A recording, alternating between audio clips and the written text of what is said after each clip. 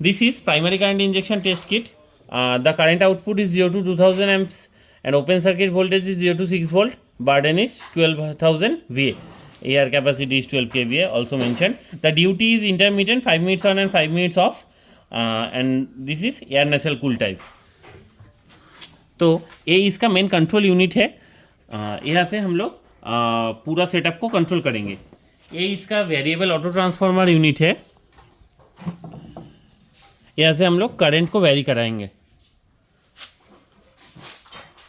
और ये वाला जो यूनिट है ये लोडिंग ट्रांसफार्मर यूनिट है.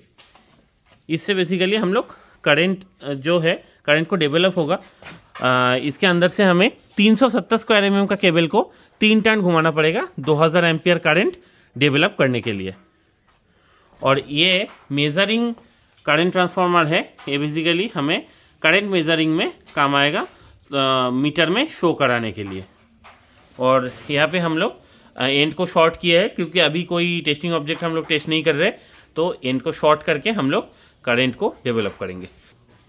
तो टेस्ट शुरू करने के लिए पहले हम लोग मेन स्विच को ऑन करेंगे. तो मेन स्विच को ऑन करने से पहले हमें यहाँ पे कनेक्शंस लगाना पड़ेगा. तो यहाँ पे dimmer input, dimmer output and TRF input मतलब ट्रांसफार्मर का input.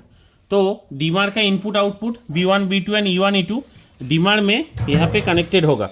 B1 B2 E1 E2 point में हमें कनेक्ट करना पड़ेगा.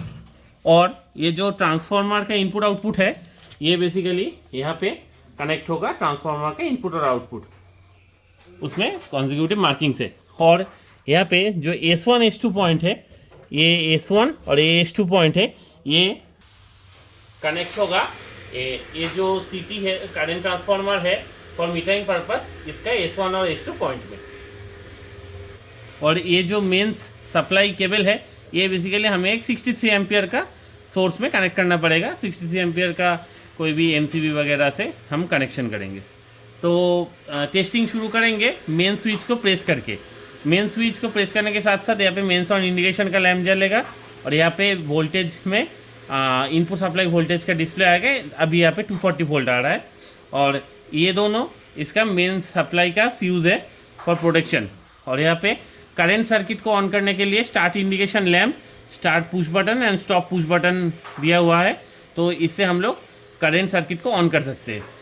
तो करंट सर्किट को यहाँ से ऑन करेंगे और ये जो वेरिएबल ऑटो ट्रांसफार्मर है इसको धीरे धीरे क्लॉकवाइज डायरेक्शन में घुमाएंगे तो करंट धीरे धीरे डेवलप होगा. अप टू 2000 एम्पियर मैक्सिमम हम लोग करंट यहाँ पे डेवलप कर सकते हैं. यहाँ पे आप देख सकते हैं घुमाने के साथ साथ करंट डेवलप हो रहा है.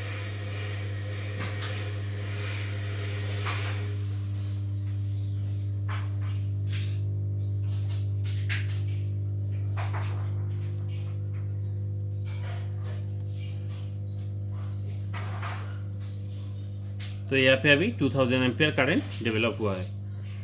तो ये करंट 2000 एम्पियर तक हम लोग डेवलप करने के बाद जब टेस्टिंग हो जाएगा तो टेस्टिंग के बाद में हम लोग इस वेरिएक को ये जो वेरिएबल ऑटो ट्रांसफार्मर है इसको एंटी क्लॉकवाइज घुमा के करंट को फिर से 0 तक लाएंगे.